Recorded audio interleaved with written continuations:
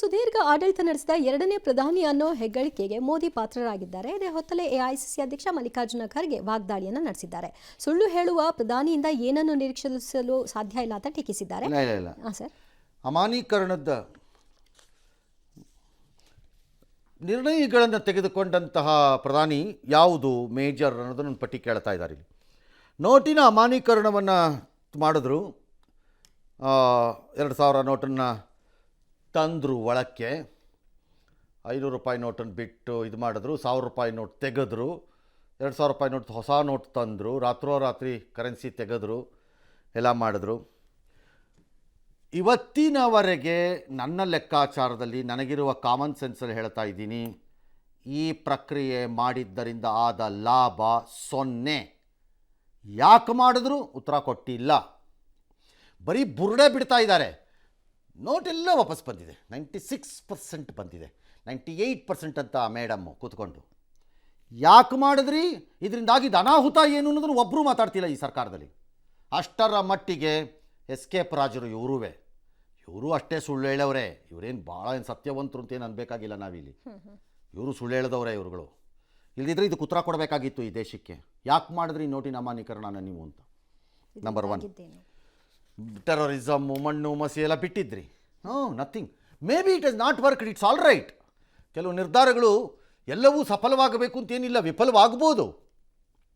But ವಿಫಲವಾಗಿದೆ ಅಂತ ಒಪ್ಪುವ ನಮ್ರತೆ ಇರಬೇಕು. ಆ ನಮ್ರತೆ ಕಾಣಿಸಿಲ್ಲ ಈ ವಿಚಾರದಲ್ಲಿ.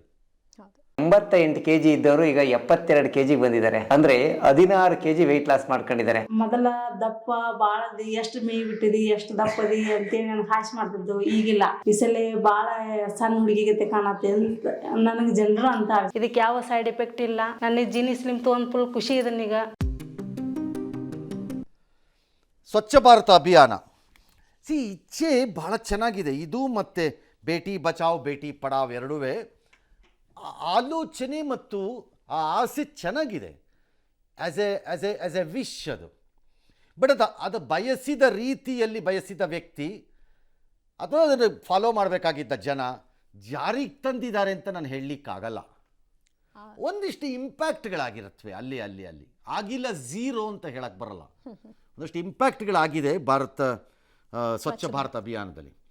ಬಟ್ ಸ್ವಚ್ಛ ಭಾರತ ಅಭಿಯಾನ ಎಗೈನ್ ಆರಂಭದಲ್ಲಿ ಜನತೆಯ ಅಭಿಯಾನ ಆಗಬಹುದು ಅನ್ನೋ ಲೆಕ್ಕಾಚಾರ ಇತ್ತು.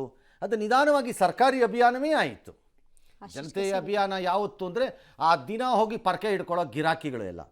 ಇದರಲ್ಲಿ ಭಾರತೀಯ ಜನತಾ ಪಕ್ಷದ ಘನತೆವೆತ್ತ ನಾಯಕರು ಇದ್ದಾರೆ. ಅವರು ಬರೀ ಶೋ ಗಿರಾಕಿಗಳೇ. ಎಲ್ಲರೂ ಶೋ ಗಿರಾಕಿಗಳು. ಫೋಟೋಗೆ ಸೀಮಿತ ಅದು ಅಷ್ಟೇ. ಅಷ್ಟರ ಮಟ್ಟಿಗೆ ಅದನ್ನು ಸಕ್ಸಸ್ ಅಂತ ಹೇಳ್ತೀವಿ ಅಥವಾ ಫೇಲ್ಯೂರ್ ಅಂತ ಹೇಳ್ತೀವಿ ಅನ್ನೋಕ್ಕಾಗಲ್ಲ. ಸರಕು ಸೇವಾ ತೆರಿಗೆ GST ತಂದರು. ಆಲ್ ರೈಟ್, ಈ ದೇಶಕ್ಕೊಂದು GST ಒಂದು ಕಾಮನ್ ಟ್ಯಾಕ್ಸ್ ಬೇಕಾಗಿತ್ತು. ಒಬ್ಬೊಬ್ಬರು ನಂತರ ಮಾಡ್ತಾಯಿದ್ರು, ಗೋಜಲಾಗ್ತಾ ಇತ್ತು, ಎಲ್ಲ ಸರಿ. ಹಾಗಾಗಿ ಬಹು ಜನರು ಇದನ್ನು ಸಪೋರ್ಟ್ ಮಾಡಿದ್ರು GSTನ. ಬಟ್ ತಂದ ಮೇಲೆ ಆಗಿರೋದು ಏನು?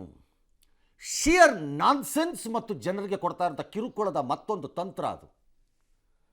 ಅದನ್ನು ಫೈಲ್ ಮಾಡಿ ಕಟ್ಟೋವ್ರಿಗೂ ಕಾಟ ಕೊಡ್ತಾ ಇದ್ದೀರಿ. 5 ವರ್ಷ ಆದಮೇಲೆ ರಿವ್ಯೂ ಮಾಡ್ತೀವಿ ಸ್ಲ್ಯಾಬ್ನ ಅಂದಿರೋ ಈ ಕೇಂದ್ರ ಸರ್ಕಾರ ಇವತ್ತು ಮೌನಕ್ಕೆ ಶರಣಾಗಿ ಕೂತಿದ್ದೀರಿ. ಬರ್ತಿರೋ ದುಡ್ಡನ್ನೆಲ್ಲ ರಾಕ್ಷಸರ ಥರ ಒಳಕ್ಕೆ ಹಾಕೋತಾ ಇದ್ದೀರಿ. ನೀವು ಅಂದ್ಕೊಂಡಿದ್ದ ದುಡ್ಡಿಗಿಂತ 1.5 ಪಟ್ಟು ಹೆಚ್ಚುವರಿ ಕಲೆಕ್ಷನ್ ಆಗ್ತಾ ಇದೆ. ಸ್ಲ್ಯಾಬ್ ರಿವಿಷನ್ ಇಲ್ಲ, ಆ ಮಾತೂ ಇಲ್ಲ. ಇದನ್ನು ಏನಂತ ಕರಿಬೇಕು? ಜನಪರ ಅಂತ ಹೇಳಬೇಕಾ ಇದನ್ನು? GST ದೇಶದ ಪರ, ಜನಪರ, ವ್ಯವಸ್ಥೆ ಪರ, ತೆರಿಗೆ ವ್ಯವಸ್ಥೆ ಪರ ಅಂತ ಹೇಳೋಣ. ಇದನ್ನೇನಂತ ಕರಿಬೇಕು? ಇದನ್ನೇನಂತ ಕರಿಬೇಕು? ಇದನ್ನು ಕೇಳಿದ್ರೆ ಕೌನ್ಸಿಲ್ ತೀರ್ಮಾನ. ನಾಟಕಕಾರರು ನೀವು ಜನವಿರೋಧಿಗಳೇ. ಎಷ್ಟು ದುಡ್ಡು ಬೇಕ್ರಿ? ದುಡ್ಡು ತಿಂದು ಎಷ್ಟು ಬೇಕು? ಇಲ್ಲ ದೇಶ ಇಂಪ್ರೂವ್ ಆಗಬೇಕು, ರಸ್ತೆ ಬರಬೇಕು, ಅಲ್ಲಿ ಬರಬೇಕು, ಇಲ್ಲಿ ಬರಬೇಕು. ಸೊ ರಕ್ತ ಹೀರ್ತೀರಾ? ಹಾಗಾದರೆ ಆ ಸ್ಲ್ಯಾಬ್ಗಳನ್ನೊಂದು ರಿವ್ಯೂ ಮಾಡ್ಬೋದು ಅನ್ಸಲ್ಲ. ಇನ್ಕಮ್ ಟ್ಯಾಕ್ಸ್ ಹಂಗೆ ಮಾಡಿಬಿಟ್ಟಿದ್ದೀವಿ. ಅರೆ, ಇನ್ಕಮ್ ಟ್ಯಾಕ್ಸನ್ನು ಕಟ್ಟುವವರಿಗೆ ಹೋಗ್ತಾ ಇರುತ್ತೆ ಅದು. 12 ಲಕ್ಷ ಲಿಮಿಟ್, 16 ಲಕ್ಷ. ಕಟ್ಟೋರ್ಗೇನು ಒಂದು ಮರ್ಯಾದೆ ಕೊಡೋಕ್ಕೆ ಯೋಗ್ಯತೆ ಇಲ್ಲದಿರೋ ಸರ್ಕಾರಗಳಿಗೆ, ಟ್ಯಾಕ್ಸನ್ನು ಕಟ್ಟೋರಿಗೆ ಅಯೋಗ್ಯರು ಸರ್ಕಾರ. ಎಲ್ಲ ಸರ್ಕಾರಗಳಿವೆ. ಟ್ಯಾಕ್ಸ್ ಕಟ್ಟೋರಿಗೆ ಮರ್ಯಾದೆ ಕೊಡೋಕ್ಕೆ ಯೋಗ್ಯತೆ ಇಲ್ಲದಿರೋ ಸರ್ಕಾರಗಳು ಅದನ್ನು ಮಾತಾಡ್ತಿದ್ರೆ ಬಡವರು, ದಲಿತರು, ದೀನರು, ತಳಮಟ್ಟ ಅಂತ ಬಿಡ್ತಾ ಹೋಗೋದು ಬುರುಡೆಗಳನ್ನು. ಈ ವಿಚಾರದಲ್ಲಿ ಈ ಸರ್ಕಾರನೂ ಅಷ್ಟೇ, ಏನು ವ್ಯತ್ಯಾಸ ನನಗೇನು ಕಾಣಿಸಿಲ್ಲ. ಕಾಶ್ಮೀರಕ್ಕೆ ವಿಶೇಷಿಸಿದ ತ್ರಿವಳಿ ತಲಾಖ್ ಅದ್ಭುತವಾದಂಥ ಆ್ಯಕ್ಷನ್ ಅದು.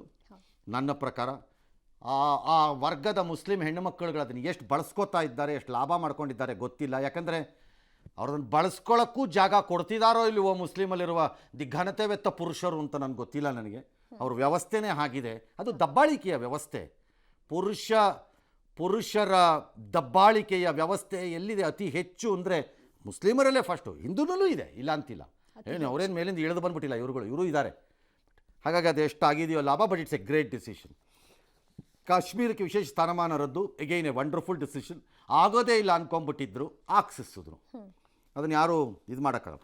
POK, ಬಾಲಾಕೋಟು ಮತ್ತು ಪುಲ್ವಾಮಾ ದಾಳಿಗಳ ವಿಚಾರದಲ್ಲಿ ಆಯಾ ದಿನಗಳಿಗೆ ಅದಕ್ಕೆ ತಕ್ಕಂತೆ ಉತ್ತರವನ್ನು ಕೊಟ್ಕೊಂಡ್ರು, ಅದರ ಲಾಭವನ್ನೂ ಪಡ್ಕೊಂಡ್ರು.